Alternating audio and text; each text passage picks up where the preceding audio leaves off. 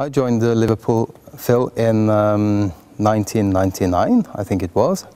And that was after having lived in London for a number of years. I was a student there. And although I'm originally from Norway, I grew up in Oslo.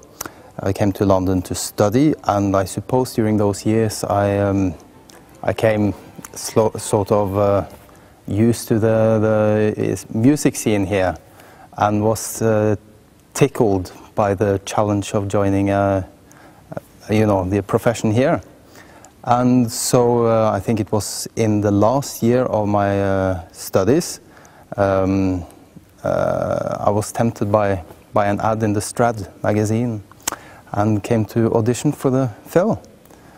And yes, I haven't looked back really. To play for the RLPO for me is something I'm very, very proud of. I've played with a number of other orchestras also, experiences that I have enjoyed, but I have never had that sense of pride and belonging as I felt here. It has something to do with, for sure, the relationship we have with our audiences, the fact that I recognize so many people, and meeting people in the street who might recognize me or something, and they keep referring to us, the orchestra, as our orchestra.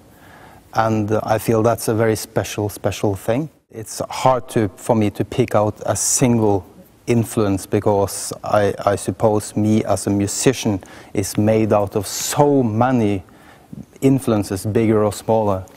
But of course I wouldn't have been a musician in the first place if I hadn't been kind of introduced to what I'm doing in the first place.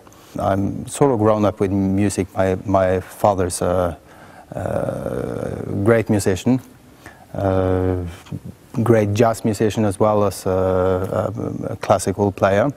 So I suppose the greatest influences were already about being introduced to music as something that is all around you, something that you live and breathe.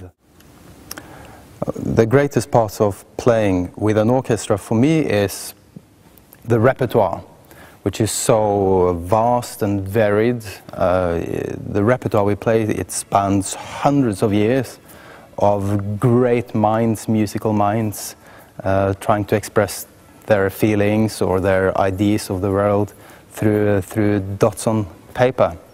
And I just find it hugely fascinating, and I don't grow bored of it. And it's a challenge. The funniest moments at the Phil, in a way it's so many. I would say the problem is that the funniest moments are just about always linked to something going wrong.